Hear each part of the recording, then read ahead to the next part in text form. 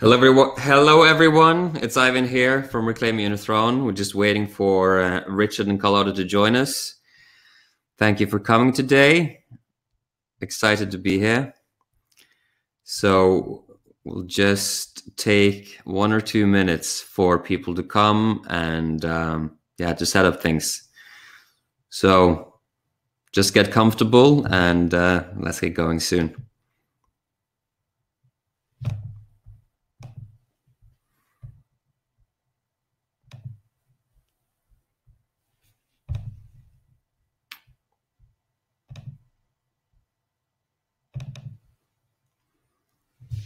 For those of you just arriving, we're just waiting for people to come. So make yourselves comfortable. I'm Ivan here from Reclaiming Your Throne. Getting ready to go in just a little moment.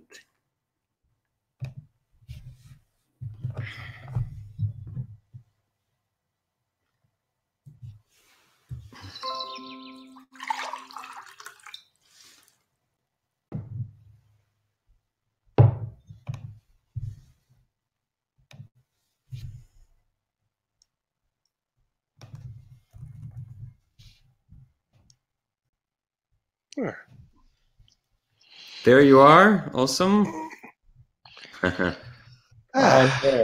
lot of buttons to press. Yeah. Yes, it's true. There's a lot of stuff to get through.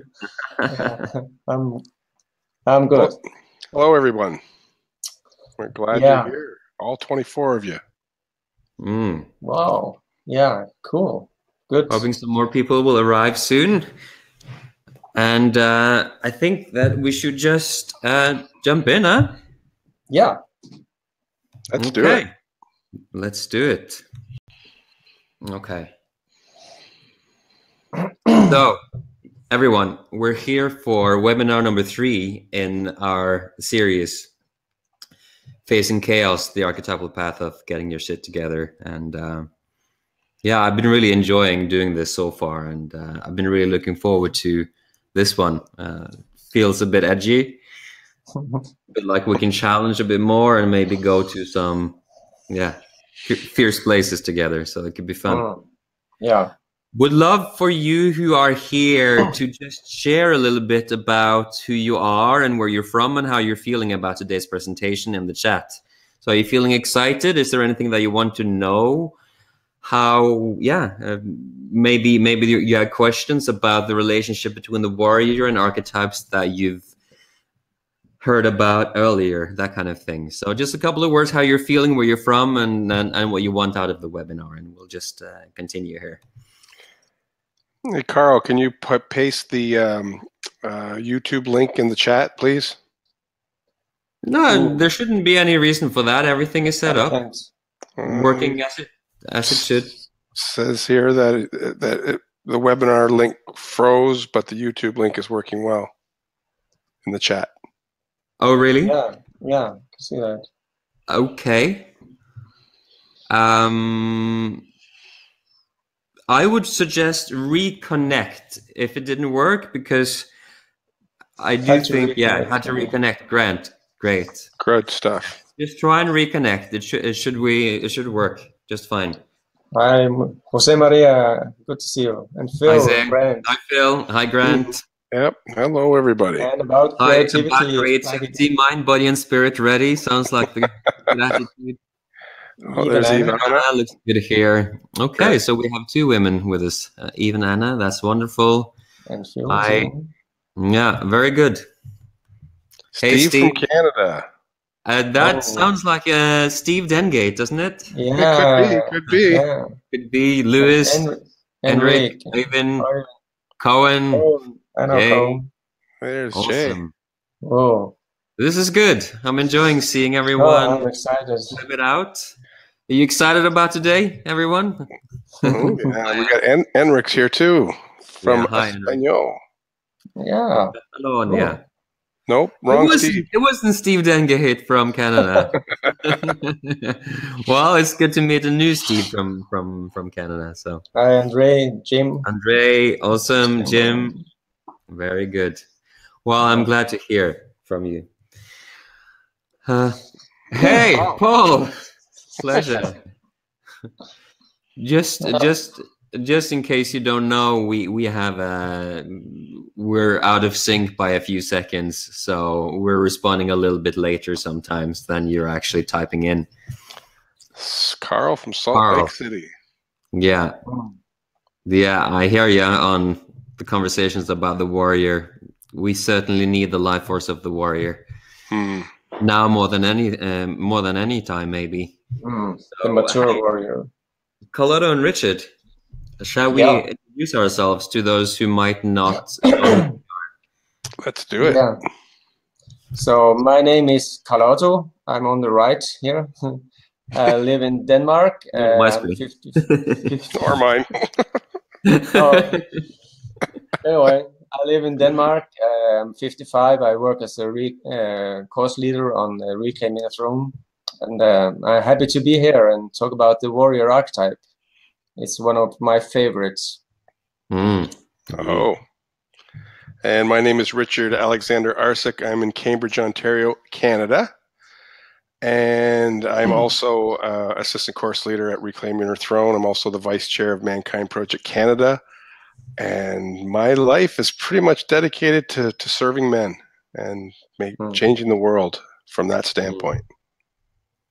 Yeah, shout out to all of the Mankind Project warrior brothers who might be here on. Oh, there's Tim. Yeah.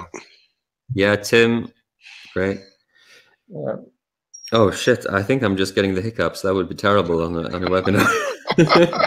Boo! Anyway, I'm Ivan Figenskau Schellum. I'm 39 years old. Live in Oslo, Norway. At the end of 2014, I launched Reclaiming Your Throne into the world, and I've been dedicated to this work ever since. And I've had the great pleasure of being joined by Richard and Carlotto on that journey. So we have been excited about getting the word out more to really start the dialogue about these archetypal qualities that I would say are seeing a bit of a renaissance in the collective right now, thanks to the revival of Carl Jung's thinking. And people like Jordan Peterson, the Canadian psychologist, are really dead center.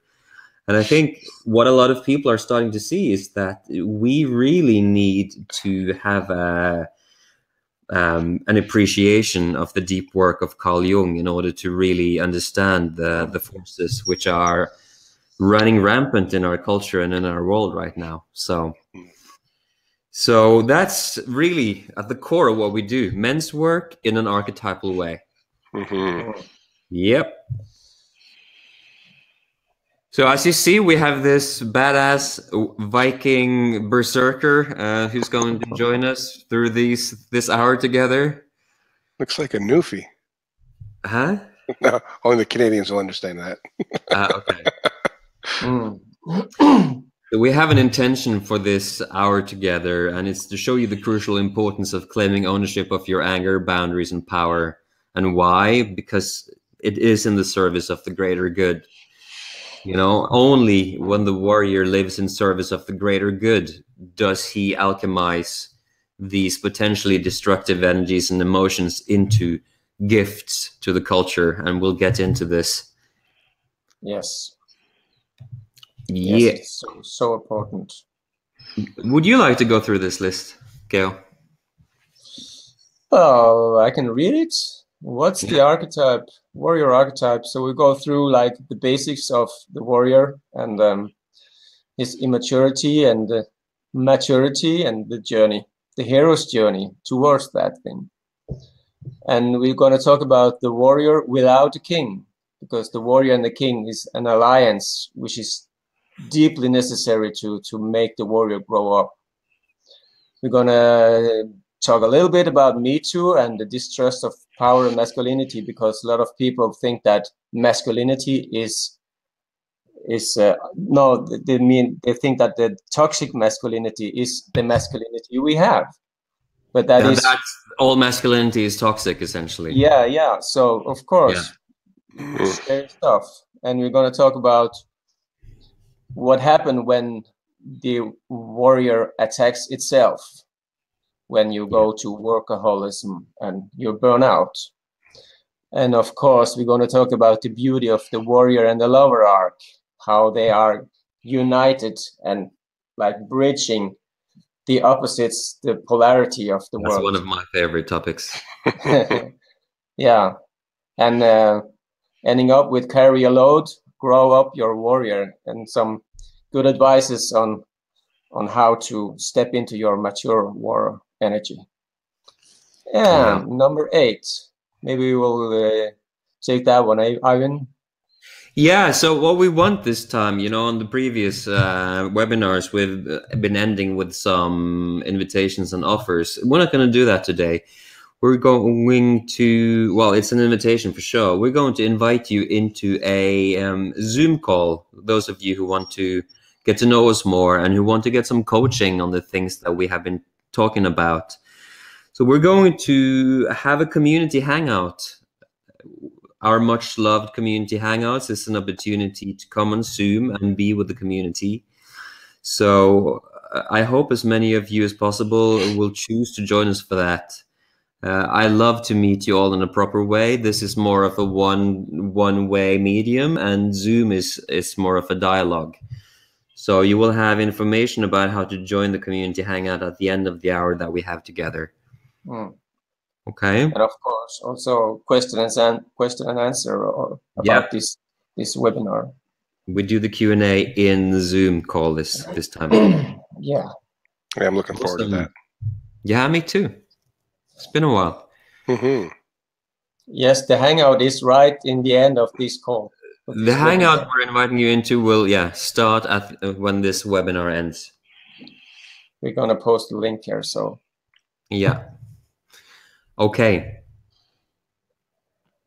So we had our last webinar on the lover archetype, which is an archetype more of the removal of boundaries, becoming one, flowing with things, enjoying that kind of thing.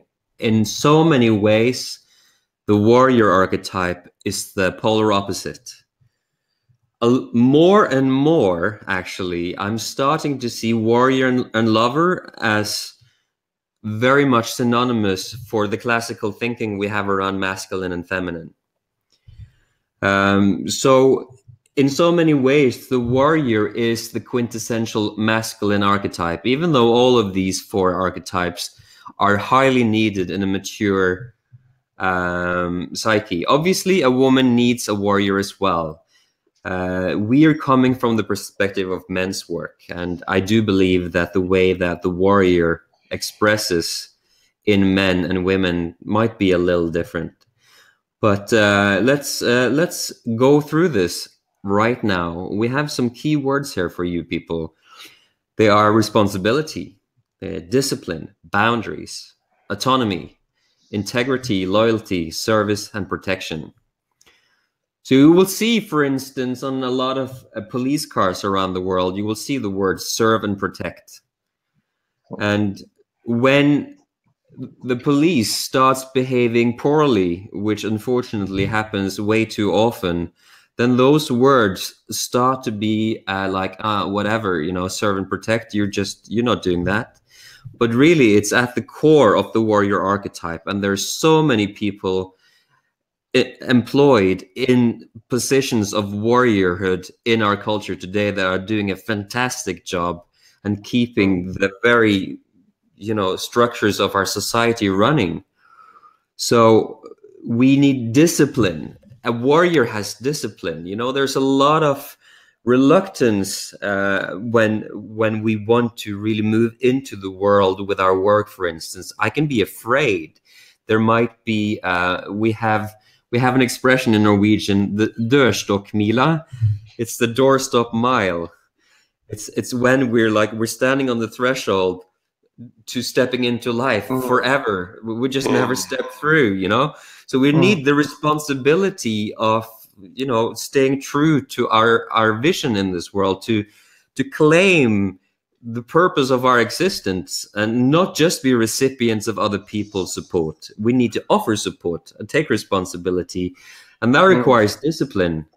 discipline is not necessarily a pleasant thing. You know, a lot of people, for sure, when I can get you know, trapped by this idea of discipline, I might start running myself in a down the ditch if I don't watch myself. You know, I can really drive myself hard, which we will get to when we're going to speak about the burnouts and all of that stuff. But there's no way around it. If you're going to do something important in this world, you need discipline. There's no way around it. You need boundaries. Yeah, and also when you're taking care of yourself, it's not only out there doing the work, it's when you're taking care of yourself, you also need discipline. Yeah. I'm afraid your audio is broken. Yeah. Theo. So if you can reconnect. Did you have something to add, Richard? Well, you know, there's some beautiful things, beautiful words here: responsibility, discipline, boundaries, autonomy, integrity, and they can show up in so many different ways. And yeah, I find that for me, I have to look at what's actually driving me to do that. Yes. What's the inner driver that's pushing me to be disciplined, to be responsible? Is it in service or of something outside of myself, or is it in service of my own ego? And that's been a challenge for me. And we will touch on this more, you know, when we go into talk about the warrior without a king. But what you're speaking to there, Richard, really is that if the warrior isn't in service of the vision of the good king, then his actions are by default destructive. Could be, yeah. Yeah, I mean, if the king is a twisted tyrant king, the warrior becomes corrupt immediately. Yeah. And that is internally in our own psychological landscape, but it's also externally in the culture. And I believe that so many soldiers in national armies return from service, active duty, with PTSD because they carried out orders from corrupt leadership. I didn't know why they were there. Yeah. Yuck. Yeah. So it's boundaries. A warrior has the capacity to say, no, I can't do that because I'm dedicated to something else right now. And the people who are unable to say no in life, they typically have a very hard time reaching their goals. And the warrior is the archetype of reaching your goals. Sure. Autonomy, what does that mean? It means that you can manage on your own in this world, at least to the extent that a human being is supposed to manage on his own or her own. Integrity, obviously, being true to your word. Loyalty, in the mythological sense, is being true to the king or the queen. But it could also be being true to the people you love, your friends, yourself. Yeah. I know I can give myself away. Yeah, that was where I wanted to chime in when I lost the sound, because the discipline is about taking care of yourself as well. Eat, probably get rest, do your meditations, whatever. Yeah. Take a nap. Yeah. It's having good sleeping patterns. It's working out every day. It's eating the right things. It's ensuring that you have time to meditate and clear your mind. All those things. Having gone through the warrior archetype, obviously we're going at a very, it will be high level perspectives here because of the time that we have available. But already you're starting to get a sense of what the warrior archetype is about. And I'm curious in the chat to get a little feedback on you people. How do these words ring for you? Do they make you excited? Do they make you contract and feel like, oh, I don't want that? What happens when the qualities of the warrior are right in front of you? That would be a lot of fun to hear. Sure. I'm gonna go here. Yeah. I was gonna say, I know that I've paid lip service to those words over the years. and not held them into the place that I do now. Right. Yeah, could talk a lot about the lack of masculine identity in these years among us men. Yeah. The hero's journey. Yeah. Yes, Jay. Bring us in. The hero's journey. Keep sharing. Keep sharing how these things resonate for you through the webinar. I just love having a sense of these things as we continue. Thanks, Deborah. We want to speak just briefly about the hero's journey. Obviously, it is the most famous mythological narrative. It is at the very foundation of the Hollywood movie machine. I've heard inside stories from Hollywood that script writers and production teams, they would literally compare the script with the recipe found by Joseph Campbell back in the day, and if it failed, they would just like go back to the drawing board. So you can be sure that this hero's journey mythology is a huge part of your life, whether you know it or not, because it permeates all of popular culture and the books that you read and love, Lord of the Rings, Star Wars, all of these, Avatar, all of these, their hero's journey again and again and again. And what is the hero's journey? Well, it is a journey of leaving the known. You go out on a quest. It's scary, but you know that somehow you're not living your life to the fullest, and you're thrown into a world full of uncertainty, and you're on the path of unknown, and on the way, new resources. You discover new resources, new allies. You go into the underworld, into the belly of the whale. You face the demons, you find the gift, the elixir, all of these themes. You return to the village as a transformed man or woman. And that, my friends, when the person in the movie returns to the village, that's when the movie ends. Which is to say that we're not given an adequate portrayal of the story of maturity in popular culture. What we're shown is the transition from insecurity, fear, being small, not thinking you can do it, into conquering those things. But we never see the day-to-day challenges of, in a movie, ruling the kingdom, or being the father, or being the boss of the company, or whatever it might be, or maybe just working in the company. There's this Will Smith movie about him. The crowning glory of the movie is that he actually gets a job. I don't remember what it's called right now. Pursuit of Happiness, I think it's called. Whatever it is, that's when it ends. But really, that is when adulthood begins, and there is this movie that was directed by Robert Zemeckis, I believe. It's called Beowulf, and it's an animated movie based on the Danish heroic poem. And the reason why I think this is a vastly underrated movie is that it doesn't stop at the point of the return to the village, the conquest, the victory. It shows Beowulf struggle as a king.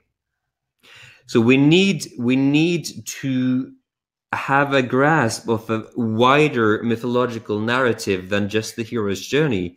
But at the same time, everything that we do stands on the shoulders of this idea, because the hero in the map that we're using by Morin Gillette is sort of the young version, the child version of the warrior.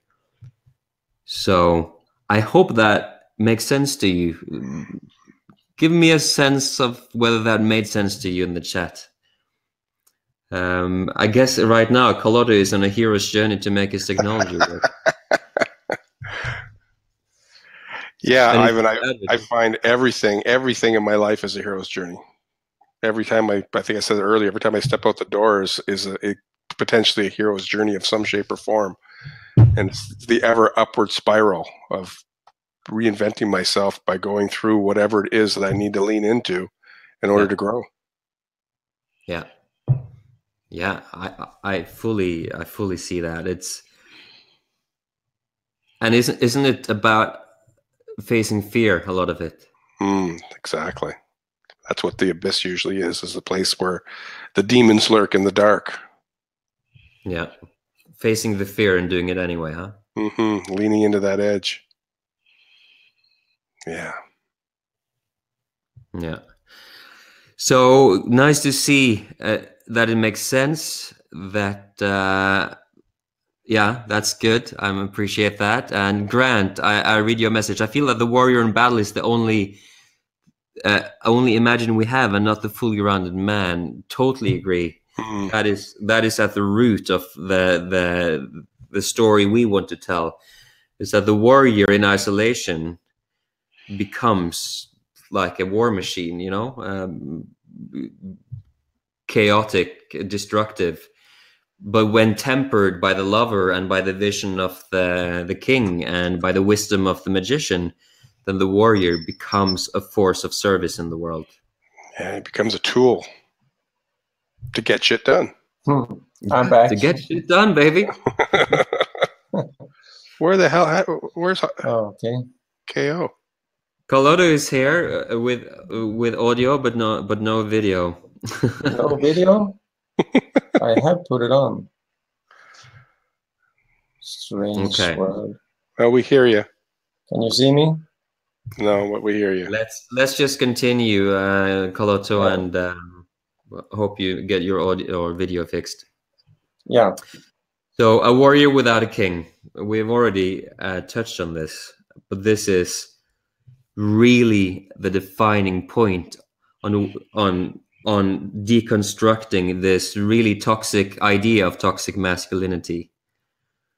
You know, I mean, of course, there is such a thing as negative masculinity, but the popular narrative these days is increasingly becoming that masculinity per se is toxic.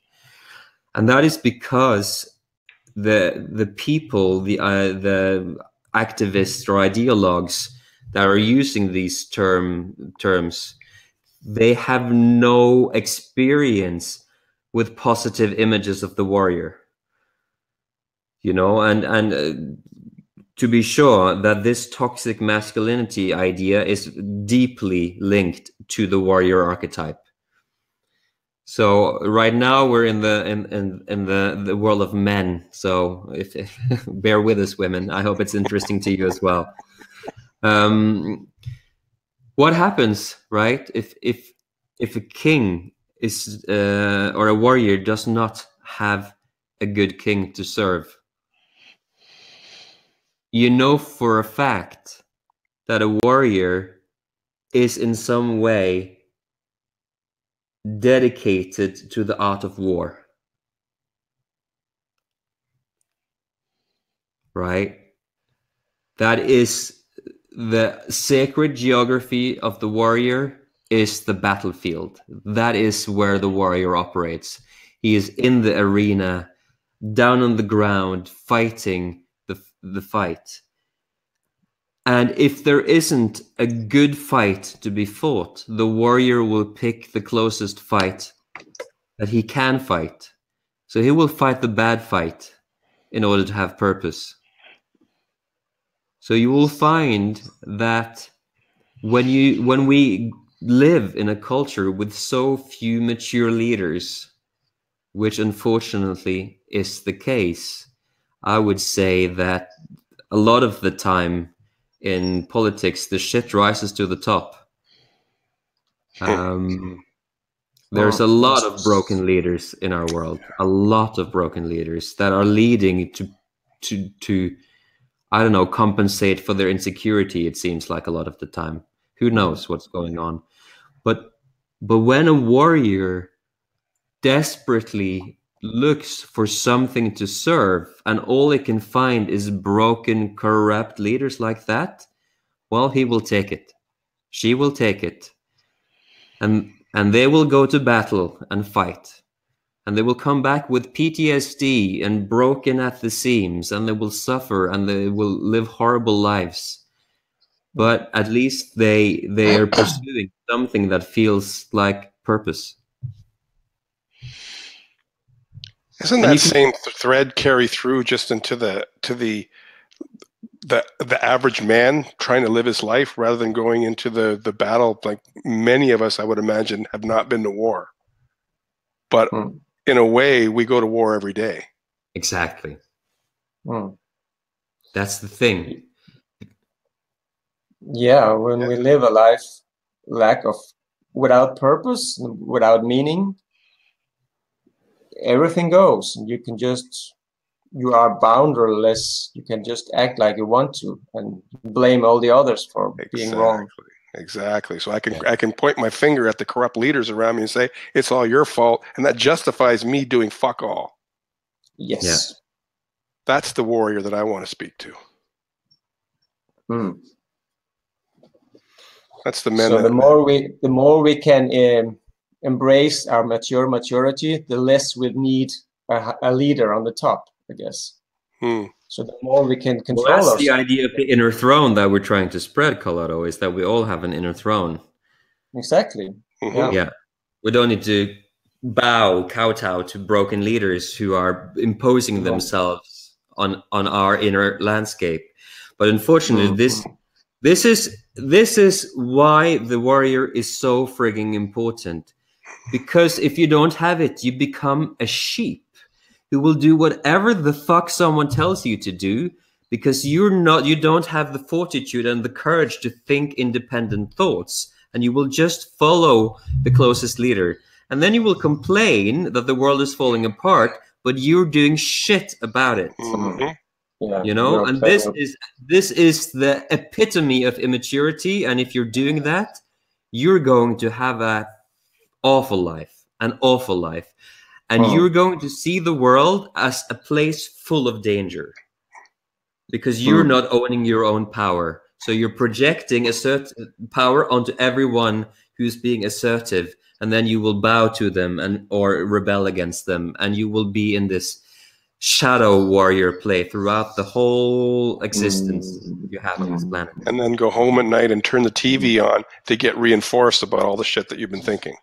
Yeah. Hey, it's a vicious cycle. It's not a dignified life. No. So we might just turn to addiction, don't we? David, no leader at the top.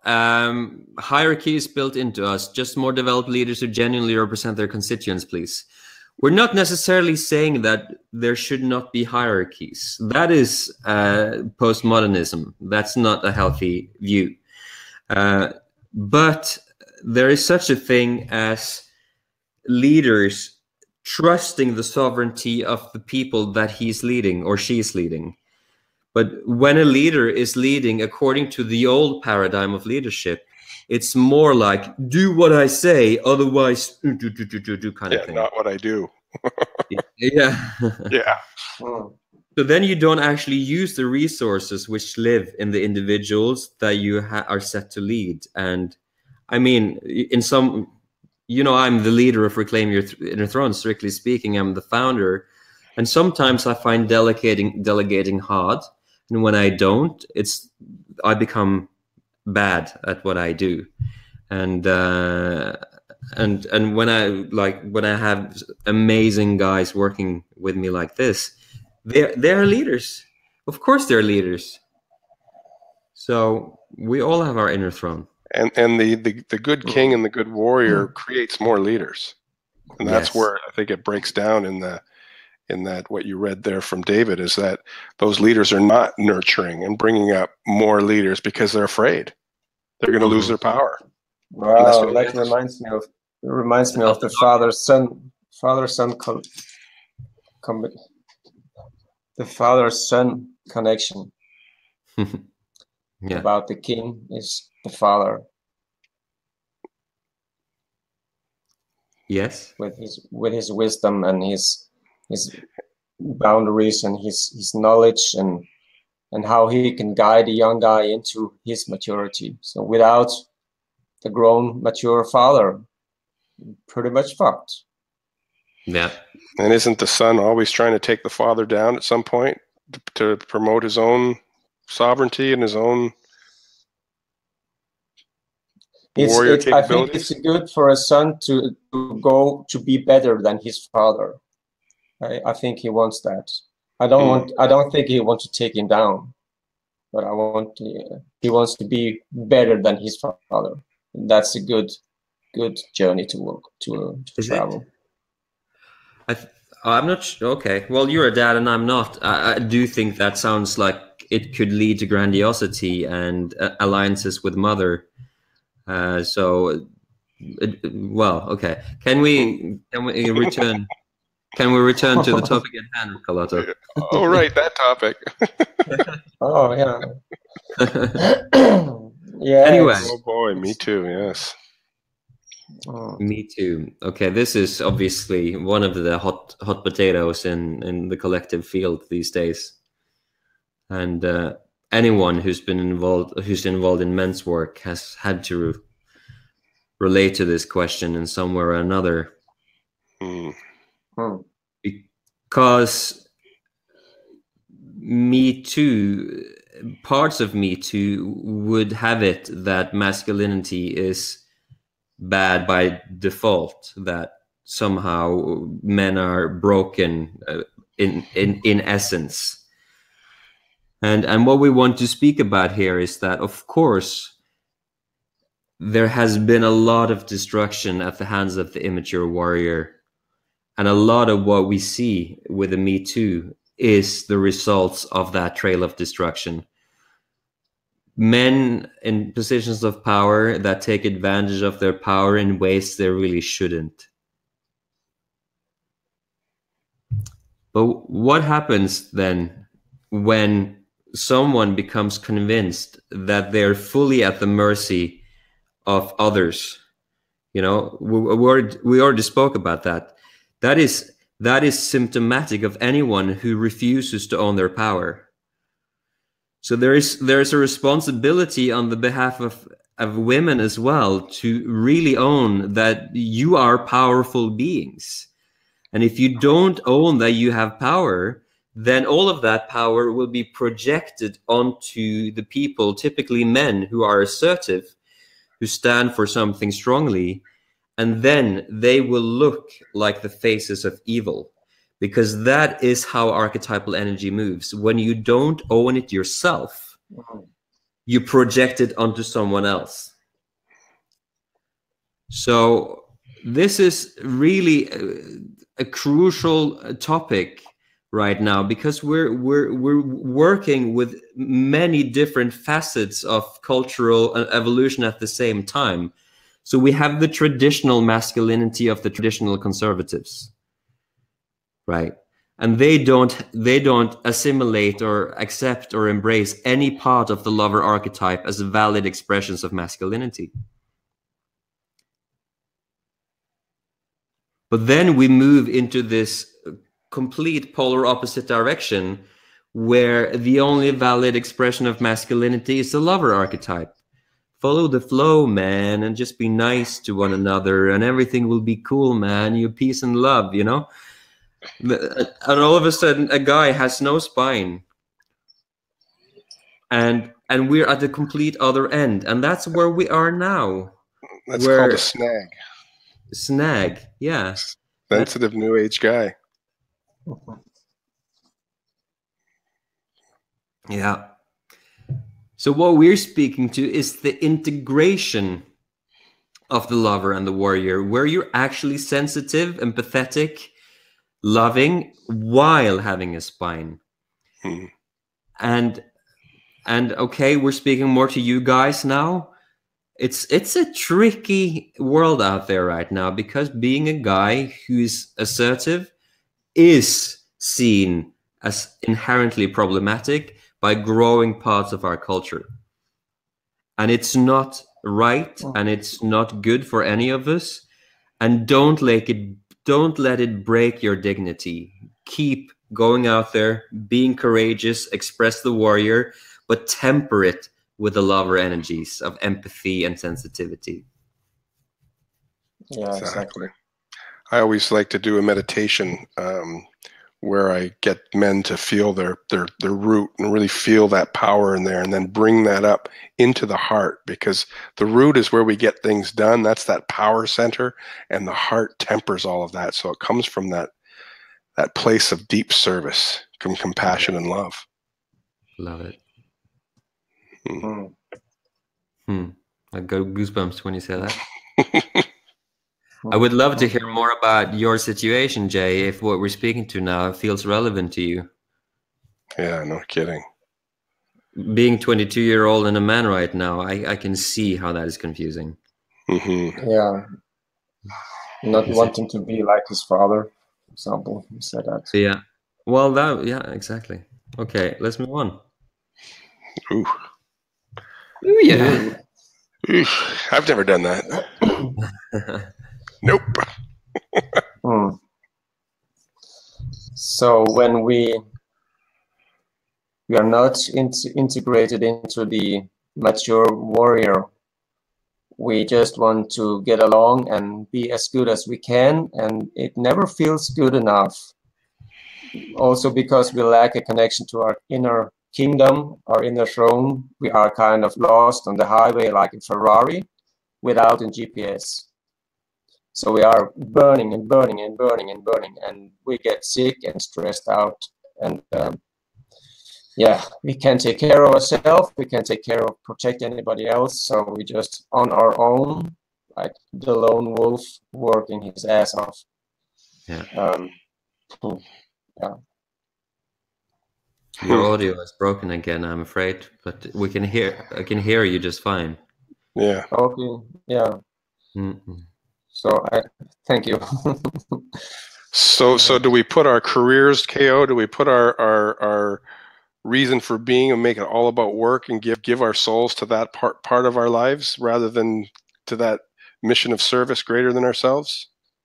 Yeah, I think so. Also because we don't have that connection. When we don't have that connection to the lover archetype, it's really awful. KO, can you reconnect? Okay. Yeah. Wow. Do you have a different speaker by chance? Microphone. Let's just continue. The microphone. Not let I'm rebooting again. Yeah, I think, Richard, in terms of this is where we're actually returning to the topic of the warrior without a king, I think. Right, because I know that I can work in a very similar fashion, but from those different intentions that you spoke about. So if I work hard in order to be loved and validated, then I can burn out. Yeah. But if I work, because you never get it, there's never enough, because we're searching for it outside of ourselves. Exactly. Yeah. Because the work comes from a profound insecurity and from an unstable power center. That's the driver, and I imagine many of us have that driver in us quite heavily. Yeah. And we really look at that part of ourselves, really examine the sponsoring thought as to why I do what I do, and it's fucking scary to look at that spot. We have a hand raised. I don't exactly know whether that. Oh no, okay, that was gone again. Okay, never mind.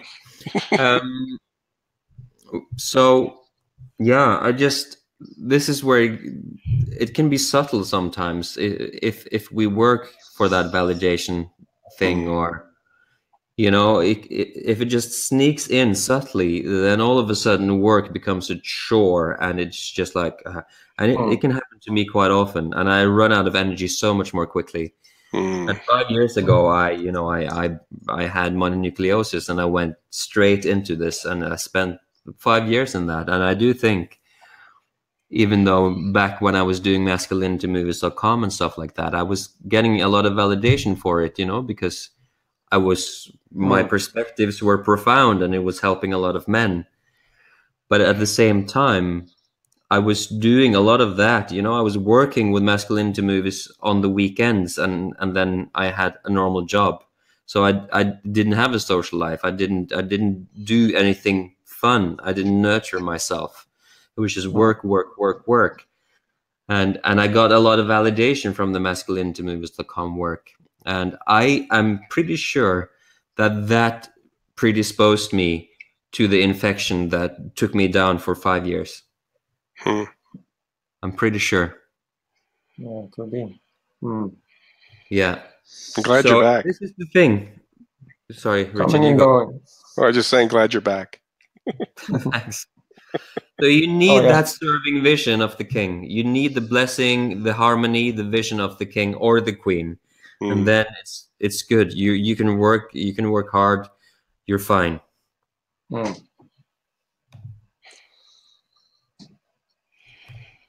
Okay. Ooh. Sexy time we promised last time. Well. Yeah, about polarity. Without polarity in the relationship, there is not much juicy stuff going on. No, not much. And what I've seen out there, and I'm not sure if this is relative, but what I've seen out there is that many women have had to take on the masculine role because we as men have not been getting shit done because we don't know what direction to go. So in a way, we're turning our women into men in order to survive, in order to have a life, and it's scary, and I can see why many women are pissed off. Where are the men? That's the words that I get from a lot of women. Where are the men? Where are the mature men? Yes. There's a lot of gender males. So when we reach that, when our women become more masculine and the men become a little bit more feminine, suddenly there's the polarity, like you said, KO, is not there anymore, and they just become friends. They're not actually attraction anymore. The attraction's gone because the polarity's in the middle somewhere. Usually that's where the divorce sets in. Because they don't understand themselves and they don't understand the other, so they switch roles. Yeah. I love him, but I'm not in love with him. Is the words that I get a lot from a lot of men. She wants somebody that can take her, like, got more power. I think I want to bring some attention to the polarities that we've written on the screen, because one of my deep subjects of study, areas of study, is polarity. And I find it endlessly fascinating how nature itself seems to be consistently oriented around polarity. And right now we're in this wild political, ideological time of experimentation of removing polarity. And I don't believe that removing polarity is going to help us with anything good whatsoever. So let's look at those polarities, the pairs that we have. I and we, right and left, masculine and feminine, giving and receiving, doing and being. You could also say boundaries and no boundaries. And you will see that these... Victim perpetrator. What? Victim perpetrator. Yes. Yes. So just consider that if you choose to live your life in only one of these, then you haven't bridged the warrior and lover inside of yourself, and then you will be in a difficult relationship to the archetype that you haven't developed a conscious connection with. So, i.e., if I really identify as a ball-busting warrior, you know, I'm just out there, I'm getting shit done. I'm not weak, man. I'm not gonna cry, but just, you know, I'm a badass motherfucker. You know, I just go there and I just nail those motherfuckers. You know, like whatever. That's like just warrior mentality gone amok. You know, there's no room for lover at all. And then what do you need? What does a man like that need?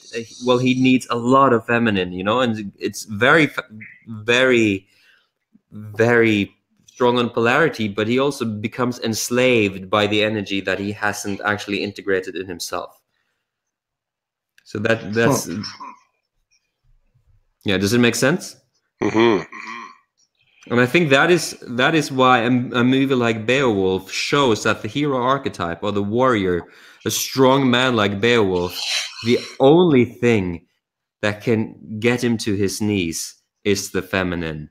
It's Angelina Jolie in demon form that completely seduces him out of his mind, you know, because he doesn't have a conscious relationship to that energy in himself. So he doesn't understand how it works. So, can you hear me good now? Yes. So, I'm coaching a lot of men who are on a high level, executive leaders and so on, and they are no problem leading the work or the factory or whatever, but they are like little boys when they get home to their woman. Yeah. And they can't handle themselves in front of the the feminine. So there's a bit of talk about strong leadership, and men are leading all the big companies and so on, but they are actually little boys when they get home. Yeah. Why do you suppose that is, KO? Maybe they. How long time do we have? Not that long, it's actually. A long story. Give me the Reader's Digest version. Well, maybe they are Papa's boy and never learned to love themselves. I'm not sure. It's a lot of reasons. Yeah, I know personally that, you know, I feel strong in my work, and a lot of the time I feel strong in my relationship too. And certainly this is where my boy comes out more in my relationship than in my work. So I do see that in myself. There's more at stake in your relationship. Well, I think it's in some ways about authority as well. Is that in some way it can feel safe for me to sort of be quote unquote the leader? Yeah, quote unquote. Yes, I know that feeling. Being the leader, then I can just show up the way I want to show up, and everyone else follows, and I don't have to. I set the stage, and it makes me comfortable because now I'm out in front and I know where I'm going. And when I don't know, when I don't trust the leader that's ahead of me, then I don't. Chaos seems to flow in me, and I don't trust where we're going. And when I don't trust where we're going, I start to lead. Yes, yes, that happens to me. That happens a lot for me. Yeah, exactly. That's so well put. I just want to go through some of the comments in the chat. Grant asks, "How would Jung describe what you're talking about?" And unfortunately, I don't exactly know what you're referring to. Anders says, one of the challenges is that we get brought up by women, daycare, schools, and so on. Yeah, for us guys, I believe that is definitely one of the challenges, that we don't grow up in a world of having mature masculinity modeled by people who are around us. Jay says, I see that a lot of men lose sight of who they are. They do not know who they are at all. For sure. Whoever told them that they were something in particular. It's not really part of our training as men. I don't think it's part of women's training either. I would love to hear about that from the women who are here. Do you grow up knowing who you are? Be interested to know. We are not we're not having the balanced adult man to look up to, certainly not. In my case, I miss more the warrior than the lover inside, says Jose. Okay. Yeah, and I see Thomas talks about many raised by women. Mm. Yeah, good. I love to see the chat so alive. Thank you, guys and gals. Really nice Engagement. Yeah. So we have 5 minutes left. We better end sharp because it's, after all, the warrior webinar. So we're going to borrow a term from Jordan Peterson, a guy that all three of us are inspired by. He's a guy who operates mainly in the warrior and magician quadrants in his work. He doesn't speak much about the lover, and I think he gets some flack for that, and maybe for a good reason. But what he puts out there in the world in terms of the warrior and the magician, top notch. And what he says is, carry your load, man.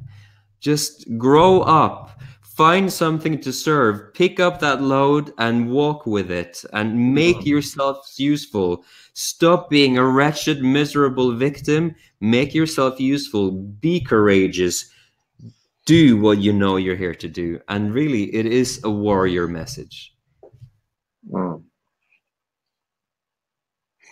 I guess that's why there are so many men who are attracted to his words and his books and his YouTube videos, because he transmit that we are starving for that message.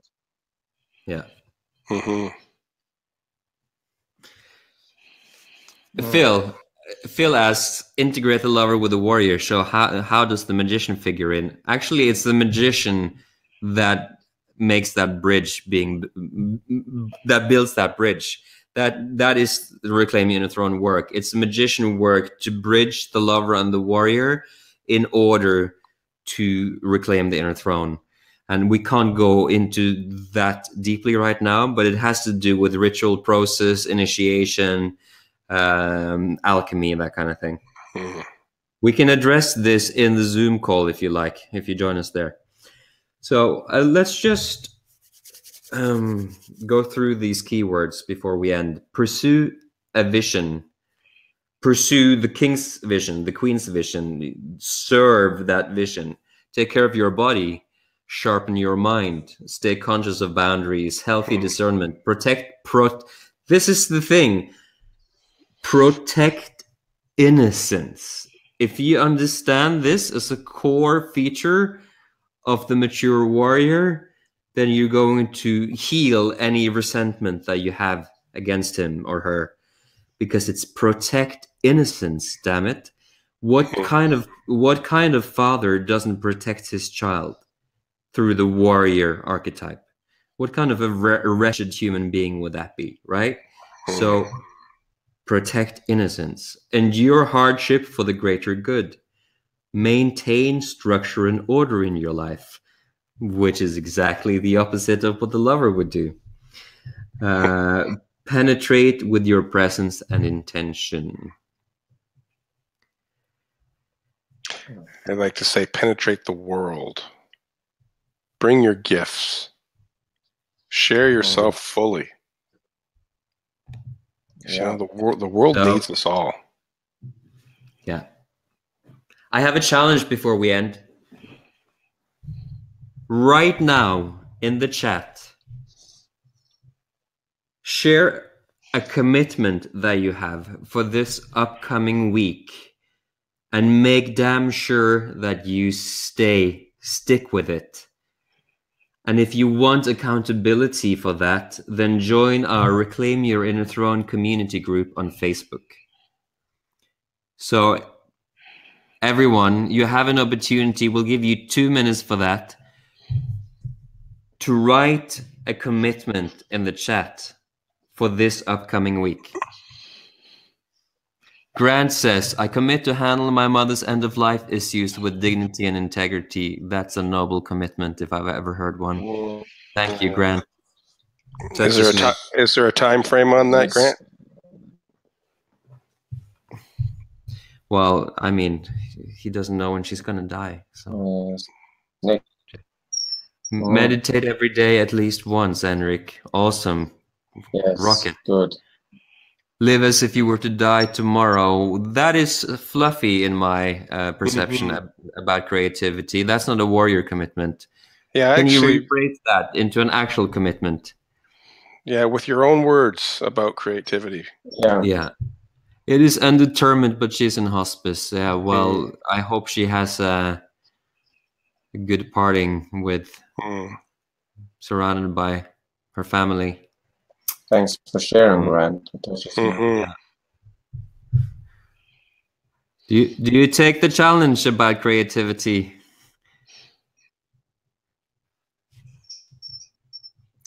More commitments, please. Write 5 pages of my book, Phil. Yes. By when, Phil? Awesome. Have a tough talk with an old friend, Andre. Going to bed before midnight every night. Awesome, Ivan. Love the challenge you offered first and last hour. Awesome, Carl. Adhere to a solid routine. Okay, that's a little vague for me, but it's good enough. Yeah. I'm going to show my mostly mature warrior for my son, Steve. Great. Next, Thanks, I Phil. commit to resuming my daily habits and routines that I have let slack. All righty, then. That is very good. This is good, guys. And it's beautiful. Yeah.